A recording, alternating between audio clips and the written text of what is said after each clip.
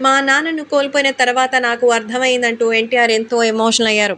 Junior NTR తాజాగా ట్రాఫిక్‌కి సంబంధించినటువంటి ఒక మరి ఫెస్టివల్‌కి వెళ్లారు. అంటే ట్రాఫిక్ డిపార్ట్‌మెంట్‌కి సంబంధించిన ఒక అద్భుతమైన ఉత్సవానికి వెళ్ళినటువంటి జూనియర్ ఎన్టీఆర్ ట్రాఫిక్ గురించిన అవగాహనకి ఎంతో చక్కగా చెప్పారు. అంతేకాకుండా గతంలో కూడా ఇలాంటి ఒక షోకి ఆయన గెస్ట్‌గా వెళ్లారు.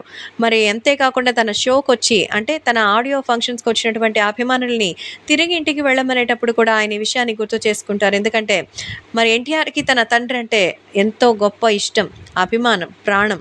అలాంటి తండ్రి అనవసరంగా కారు యాక్సిడెంట్‌లో మరణించారు. ఒకవేళ ఆయన ఆ రోజు డ్రైవ్ చేయకపోయి ఉంటే, అలాగే ఆయన ఒక సేఫ్ డ్రైవ్ మీద ఆలోచన పెట్టి ఉంటే, నిజంగా టైం బ్యాడ్ అనుకోవడం తప్ప ఏమీ లేదు. కానీ, ఆ కుటుంబం నిజంగా నిరాధారం అయిపోయింది. ఆస్తులు ఇస్తేనో, లేకపోతే చూసుకుంటేనో, ఆస్తులు ఉంటేనో కాదు. ఒక మనిషికి మరో మనిషికి సంబంధించిన ఆ ఆత్మార్పణం అనేది చాలా విలువైనది. అటువంటిది నేను ప్రతి విషయంలోనూ కూడా ఎంకరేజ్ చేశాను. ప్రతి విషయంలోనూ ఎంతో అప్లాజ్ ఇచ్చాను. కానీ, ఆ రోజు నా కుటుంబంలో నా తండ్రిని కాపాడుకోలేకపోయాం. కానీ దానికి కారణం ఏమని చెప్పలేం విధి. డ్రైవ్ సేఫ్ అనేది మాత్రం చెప్పగలం.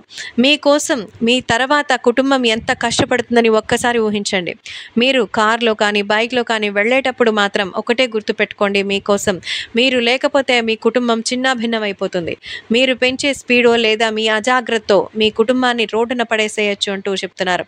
నిజంగా నా తండ్రి మాకు కొన్ని వందల కోట్లు ఇచ్చారు.